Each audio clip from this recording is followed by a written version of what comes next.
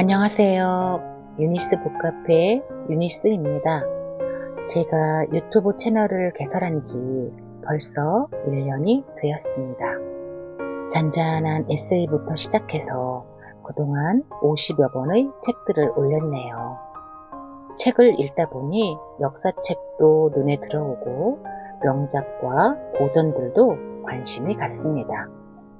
나름 열심히 한다고는 했는데 아직 많이 부족한 제 영상에 관심을 가져주시는 여러분들 고맙습니다. 오늘 소개해드릴 책은 전원경 교수님의 예술 도시를 만나다입니다. 교수님을 처음 접한 건 3프로TV에서 진행 중인 전원경 교수의 아트 앤더 시티였습니다. 도시와 예술에 대한 이야기는 보는 내내 너무 매력적이었고 재미있었습니다. 책도 꼭 읽고 싶어서 바로 구매했습니다. 이렇게 떨리면서 책을 본 적은 없는 것 같아요. 이 책에 어떤 이야기들이 있는지 책 속으로 들어가 볼까요? 오늘은 귀족들의 수학여행 그랜드 투어와 지성과 문학이 숨쉬던 거리 런던, 그리고 산과 호수에 남은 슬픈 전설 스코틀랜드로 가보겠습니다. 구독, 좋아요는 사랑입니다.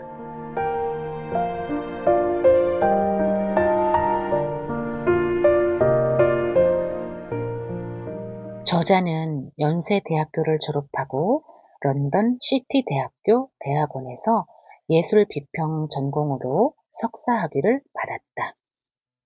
월간 객석과 시사주간지 주간동화의 문화팀 기자로 일했으며 영국으로 유학을 떠나 글라스고 대학교에서 문화 콘텐츠 산업을 연구해 박사학위를 받았다.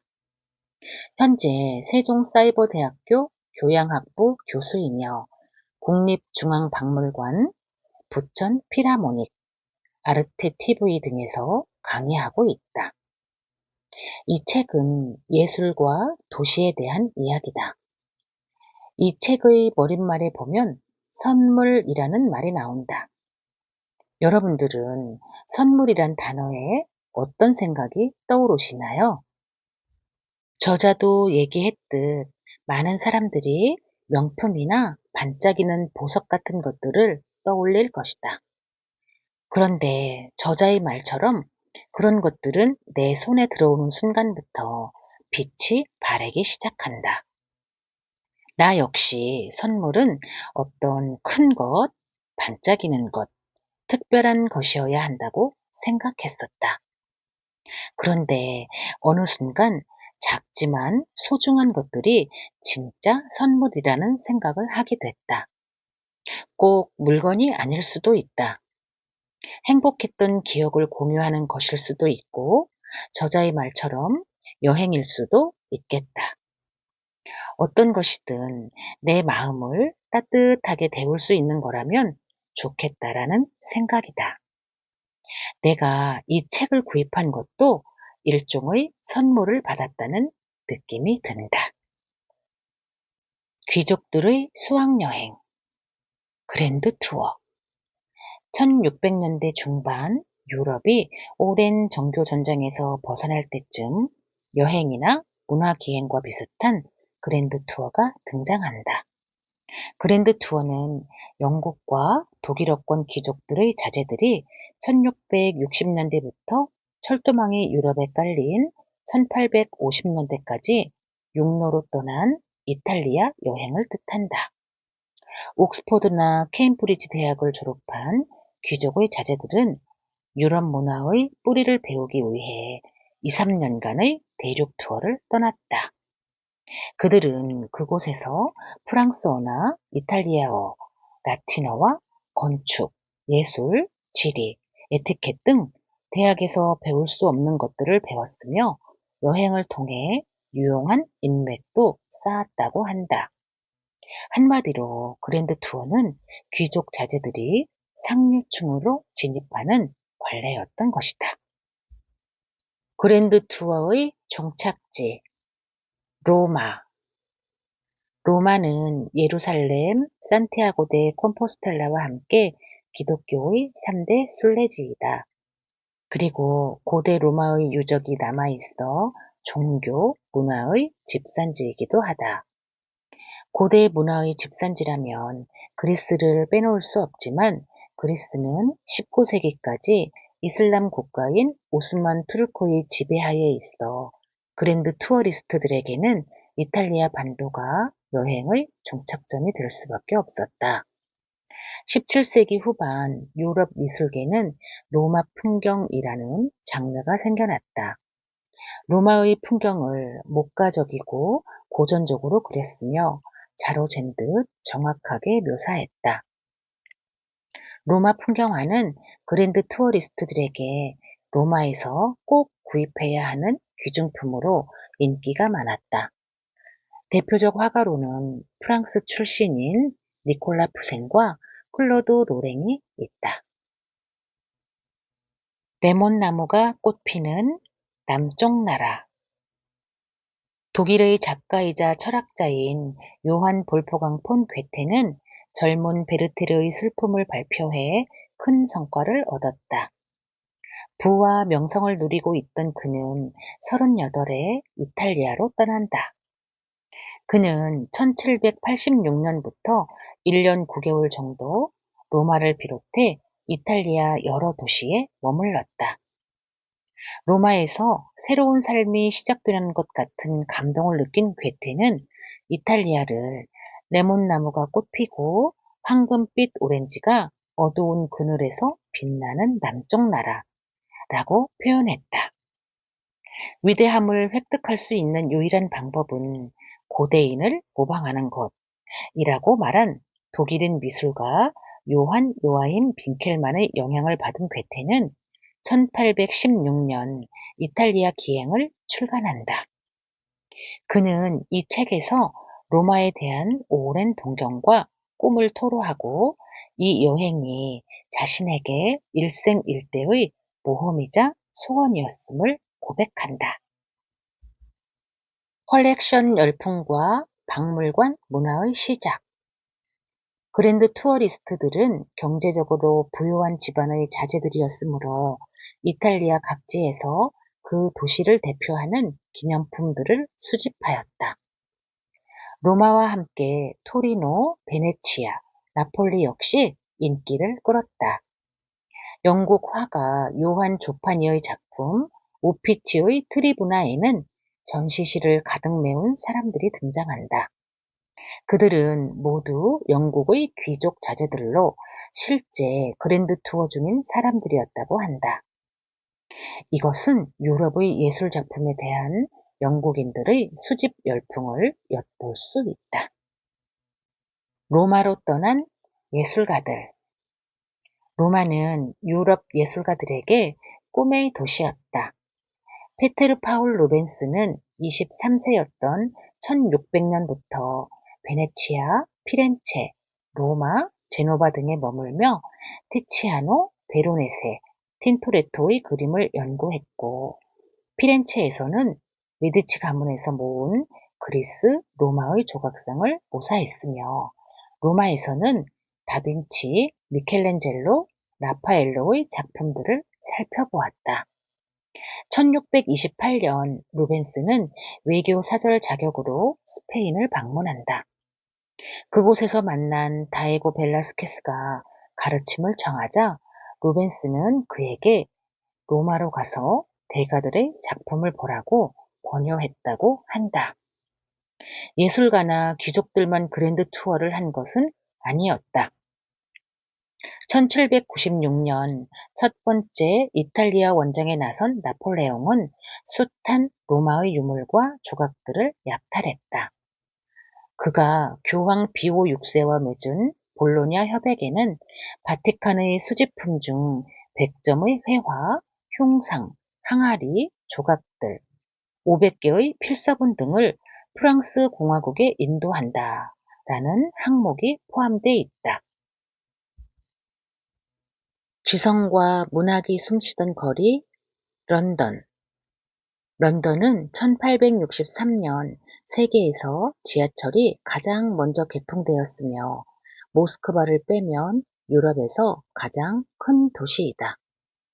큰 도시답게 인구 역시 파리 인구의 3배가 넘는 830만에 달한다.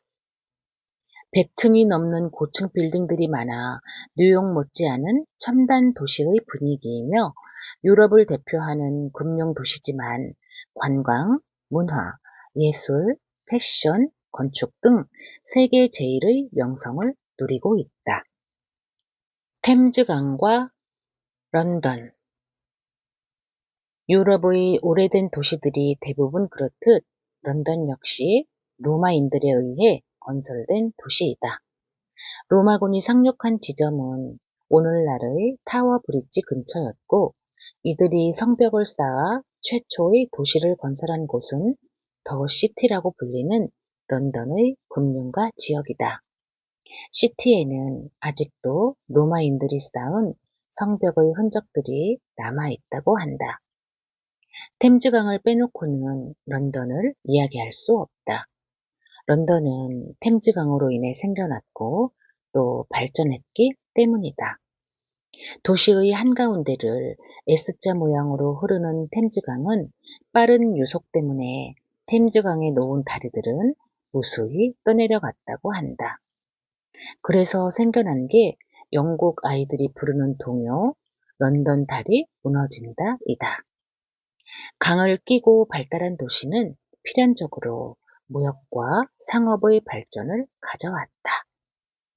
강을 건너는 수많은 다리들 중에 밀레니엄 브릿지는 2000년의 뉴 밀레니엄을 기념해 지은 보행자 전용 다리이다. 영화 해리포터 시리즈에도 등장한 이 다리의 양편에는 각각 세인트폴 대성당과 테이트 모던, 섹스피어의 글로브 극장이 있다. 각 건물들은 제각기 런던의 오랜 역사, 그리고 런던의 정체성을 보여주는 중요한 상징들이다. 런던의 극작가 섹스피어, 파리를 대표하는 예술가는 마네, 모네, 피카소이며 로마를 대표하는 예술가는 모차르트, 베토벤, 그리고 미켈란젤로와 라파엘로가 있다. 그럼 런던을 대표하는 예술가는 누구일까? 단연 윌리엄 셰익스피어이다. 1564년 런던에서 태어난 윌리엄 셰익스피어는 1580년에 챔벌레인과 왕의 신하들이라는 극단에서 배우 생활을 시작했다. 그의 희곡은 38편에 달하며 햄릿 같은 길고 어려운 작품을 별다른 배움도 없었던 당시의 배우들이 단시간 내에 외우고 또 이런 작품을 보기 위해 런던 시민들이 강을 건너왔다. 그의 이름을 본뜬 셰익스피어의 글로브 극장이 바로 그곳이다. 대화재와 런던 재건. 1666년 런던의 한 빵집에서 원인 모를 불이 났다. 나흘간이나 지속된 이 불로 13,200여 채의 가옥이 무너져 내렸다. 오래된 도시임에도 불구하고 오늘날 런던에서 중세 도시의 흔적을 거의 찾을 수 없는 이유는 이 화재 때문이다. 수학자이며 천문학자였던 옥스포드의 천재 크리스토퍼 렌 교수가 재건의 책임을 맡았다. 그는 대화재 기념탑을 비롯해 세인트폴 대성당 등 오늘날 우리가 보고 있는 런던의 많은 부분을 재건했다. 영광의 시간들. 세인트폴 성당과 메시아. 바르코 양식의 세인트폴 성당은 1675년에 착공하여 불과 35년 만인 1710년에 완공되었다. 이 성당의 돔은 지름 34m로 지름이 42m이며 120년에 걸쳐 완공된 성 베드로 대성당에 이어 세계에서 두 번째로 큰 돔이다. 세인트폴 성당은 바르코 양식의 성당답게 장대하고 화려하다. 렌이 성당을 완공한 1710년 하노버의 공정 악장인 게우르크 프리드리히 핸델이 런던을 방문한다. 피렌체와 베네치아에 머물며 이탈리아 오페라의 최신 경향을 섭렵한 핸델의 음악은 런던인들에게 열광적인 호응을 받았다. 단 24일 만에 완성해서 1742년 더블린에서 초연한 오라토리오 메시아에 대한 청중의 환호는 대단했다. 초연 당시 더 많은 관객들을 입장시키기 위해 여성들은 부풀린 스커트를 입지 못했고 남성들은 칼을 찰 수 없었다고 한다. 예수의 탄생, 순환, 부활을 3부로 나누어 노래한 메시아는 핸델의 대표작으로 손꼽히며 2부 끄트머리의 합창곡 할렐루야는 영국 왕의 대관식마다 연주된다. 레는 91세에 사망해서 세인트폴 성당 지하에 묻혔다. 그의 묘비에는 그가 남긴 업적을 보고 싶다면 방문자여 눈을 들어 이 성당을 보라는 문구가 쓰여져 있다고 한다. 세인트폴 성당은 제2차 세계대전 당시 독일군에 의해 수많은 포탄을 맞았으나 무너지지 않았다. 호가스와 존슨의 눈에 비친 런던. 1700년대 초반부터 1945년 제2차 세계대전 종전까지 런던은 200년 이상 세계 제1의 도시로 군림했다. 윌리엄 호가스는 꼴사나운 부르주아와 탐욕스러우며 게으른 귀족들을 냉혹하리 많지 냉정한 시각으로 비판했다. 1743년 호가스가 그린 현재 내셔널 갤러리에 수정되어 있는 요즘 결혼식 6장은 이러한 호가스의 비판 의식을 자세히 보여주는 작품이다. 터너가 본 런던의 안개. 조지프 말로드 윌리엄 터너는 프랑스의 인상파보다 한 세기 이상 앞서서 빛과 대기의 극적이고 미묘한 움직임을 포착해낸 화가이다. 대표적인 작품으로는 비증기, 속도, 대서부 철도와 불타는 국회의사당 등이 있다. 터너는 오랜 기간 동안 가혹한 비판에도 아랑곳하지 않고 꿋꿋하게 영국의 습기 가득한 안개를 그렸다. 파리에서 건너온 클로드 모네가 그의 그림을 런던 내셔널 갤러리에서 보고 빛과 대기에 대한 묘사를 기억해 자신의 고향인 르아브르 바닷가의 일출을 그리며 해돋이 인상이라는 제목을 붙였다고 한다. 엘가가 묘사한 빅토리아 시대의 영광. 에드워드 엘가의 음악은 침착하고 온화하면서도 당당하다. 엘가의 위풍당당 행진곡은 BBC 방송이 매년 주최하는 프롬스 페스티벌의 마지막 콘서트에서 전 영국을 떠들썩하게 만들 정도의 대대적인 환호를 받으며 연주된다. 1904년 엘가에게 바쳐지는 페스티벌이 코벤트 가든에서 열렸다. 영국 역사상 최초로 열린 살아있는 작곡가를 위한 페스티벌이었다. 페스티벌 개막 공연에는 에드워드 7세 부부가 참석했다. 같은 해에 엘가는 국왕에게서 기사자귀를 받았다. 200년 이상 런던을 휘황찬란하게 빛냈던 영광의 불빛은 제2차 세계대전의 종전과 함께 꺼졌다. 1, 2차 세계대전을 모두 승리로 이끌긴 했지만 영국은 두 번의 세계대전 속에서 회복할 수 없는 타격을 입었고 런던 역시 마찬가지였다. 제2차 세계대전을 거치며 세계 제1위라는 칭호는 미국 뉴욕으로 넘어갔다. 그러나 런던에는 뉴욕에 없는 천년의 역사를 살아온 명예로운 흔적이 아직도 면면이 남아 있으며 이 도시에서 살았던 많은 예술가들의 흔적 역시 런던의 거리마다 남아 있다. 장구한 시간 동안 쌓아 올린 역사와 문화의 자취.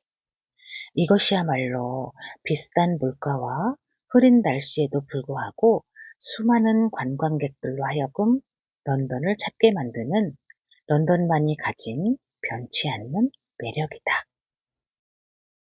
산과 호수에 남은 슬픈 전설들. 스코틀랜드. 산과 호수의 나라 스코틀랜드는 역사적으로 강대국 잉글랜드의 옆에 자리하고 있다는 지리적 특성 때문에 잉글랜드에게 침략과 수탈을 당해왔다.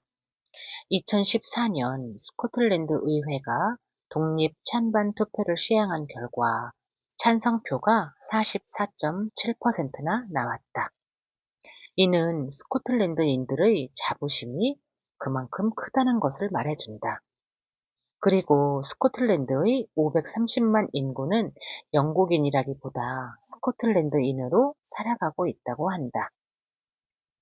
역사 속에 가려진 진실. 메리 여왕과 스코틀랜드의 운명.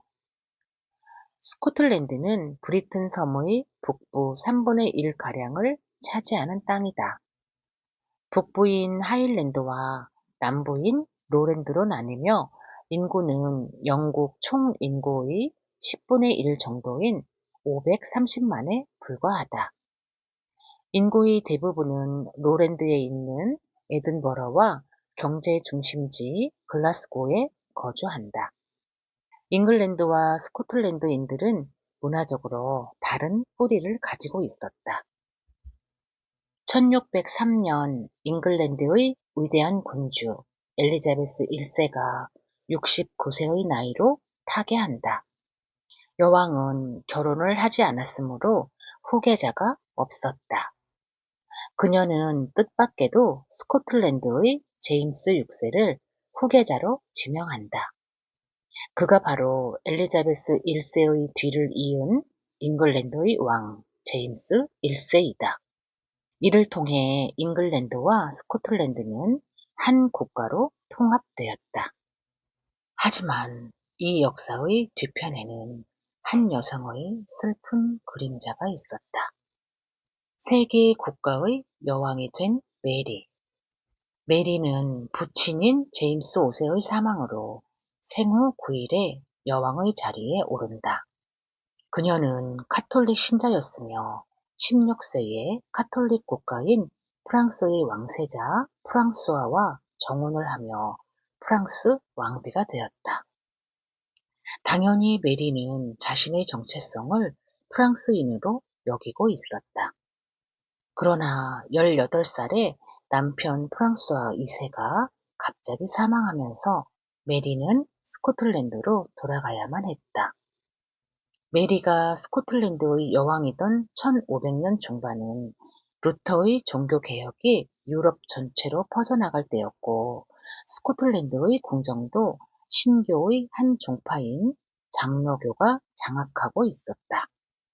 이들로서는 외국인이나 다름없고 종교도 다른 메리 여왕을 제거하려 했다. 그러나 너무 어렸던 메리는 이런 권력 투쟁을 알지 못했다. 메리는 프랑스에서 데려온 시종 카다와 공의 정원에서 골프를 쳤다. 프랑스인인 카다를 스코틀랜드인들이 영어식으로 카다이라고 부른 것이 캐디라는 단어의 기원이 되었다고 한다. 1565년 메리는 카톨릭 교도이자 잉글랜드 출신인 단니경과 결혼한다. 1566년 단니경은 궁정음악가인 리치오와 메리의 사이를 의심하며 메리의 눈앞에서 리치오를 죽인다. 그 끔찍한 광경을 모두 보고 있을 때 메리는 임신 중이었다. 이때 낳은 아이가 후에 제임스 6세가 된다. 1567년 여왕의 남편 단니경은 사냥용 오두막이 폭발하면서 폭사한다. 동행했던 메리는 오두막 밖에서 골프를 치고 있었다. 암살의 주도자는 장로교인 보스웰 백작이었다. 보스웰은 여왕을 끌고 가서 강간했으며 3주일 후 메리와 보스웰은 결혼한다. 카톨릭 교인인 메리는 임신이 되었을 가능성을 고려하면 결혼할 수밖에 없다고 생각했을 것이고, 보스웰은 또 보스웰대로 메리를 손에 넣으면 쉽게 권력을 잡을 수 있다는 사실을 감안했을 것이다. 이 결혼은 메리가 보스웰과 짜고 남편의 암살을 사주한 결정적 증거로 보였다. 메리의 반대파들은 단니 암살 당시 메리가 오두막 밖에서 골프를 치고 있었다는 점을 증거로 내세웠다. 정숙한 여자는 그런 운동을 하지 않는다는 이유에서였다. 결국 표면적으로는 부도덕한 여왕에 대한 단죄, 실은 카톨릭교이자 외국인이나 다름없는 여왕을 축출하기 위한 스코틀랜드 귀족들의 반란이 일어난다. 한때 스코틀랜드의 여왕, 프랑스의 왕비, 잉글랜드의 적법한 왕의 계승자였던 메리는 이제 한 사람의 죄수가 되어 1578년 2월 7일 44세의 나이로 포더링헤이 성에서 참수되었다. 역사는 승자의 기록일 수밖에 없고 역사 속에서 메리는 철저한 패배자였다. 메리의 무덤은 런던의 웨스트민스터 사원에 있다. 독일 작곡가의 눈에 비친 메리 여왕의 슬픈 운명. 1829년 막 성년이 된 독일의 작곡가 펠릭스 멘델스존은 그랜드 투어의 목적지로 런던과 에든버러를 택했다. 그의 교향곡 3번 1악장은 누가 뭐래도 애달픈 운명의 여왕 메리에게 바치는 비가이다. 시기적으로나 음악적으로나 스코틀랜드와 이탈리아는 멘델스존의 성장의 기록인 동시에 슈베르트와 슈만 사이를 잇는 낭만주의적인 감성이 넘치는 교향곡들이다. 스코틀랜드의 실존 인물 맥베스. 셰익스피어의 맥베스는 스코틀랜드의 실제 왕을 모델로 한 작품으로 1040년부터 1054년까지 스코틀랜드의 왕이었던 인물의 이름이다. 1606년에 완성된 맥베스는 셰익스피어의 4대 비극 중 가장 짧고 극의 전개가 강렬하며 동시에 환상적인 요소가 많이 가미된 작품이기도 하다. 스코틀랜드에 꽃핀 아르누보 매킨토시의 예술. 산업혁명 이후 영국에서 가장 급속히 발전한 도시는 강이 도시 중심부를 관통하는 스코틀랜드의 글라스고였다. 글라스고는 런던과 부다페스트 다음으로 유럽에서 세 번째로 지하철이 개통된 도시이기도 하다. 경제적 성공은 필연적으로 예술의 발전을 불러온다. 19세기 말 빈과 브르셀의 아르누보 운동에서 영향을 받은 독특한 장식 미술이 글라스고에서 탄생했다. 대표적인 예술가로는 찰스 레니 매킨토시가 있다. 매킨토시를 대표하는 장르는 역시 실내 디자인이다. 순수함을 상징하는 흰색 공간에 심플하면서도 우아한 장식, 그리고 수채화풍의 환한 색조는 한 세기가 지난 지금의 시각으로도 세련된 감각이 돋보인다. 브르흐와 멘델스존의 음악이 담긴 스코틀랜드. 19세기가 된 후에도 스코틀랜드는 유럽의 예술가들에게 여전히 먼 나라였다. 1829년 갓 20살이 된 멘델스존은 스코틀랜드에서 3주일을 보낸다. 이 3주일의 방문이 멘델스존에게 두 곡의 음악을 선사했다. 그의 교향곡 3번 스코틀랜드와 관현악 서곡 핑갈의 동굴이다. 외롭고 아름답고 슬픈 파도의 음악. 이것이 바로 오늘날 맨델스존의 작품들 중에서도 큰 사랑을 받고 있는 핑갈의 동굴의 첫 인상이었다. 바그너는 이 음악을 듣고 음악으로 그린 수채화라는 격찬을 퍼부었다. 핑갈의 동굴은 표제음악의 시작을 그리고 독일 낭만주의의 전성기를 알리는 걸작이다. 오늘은 귀족들의 수학여행 그랜드 투어와 런던 그리고 스코틀랜드의 예술가들을 소개해 드렸습니다. 다음 영상에서는 가득한 햇빛과 바람과 빗방울의 노르망디 그리고 1840년대의 파리와 그곳의 카페들을 소개해 드리겠습니다. 끝까지 시청해 주셔서 감사합니다.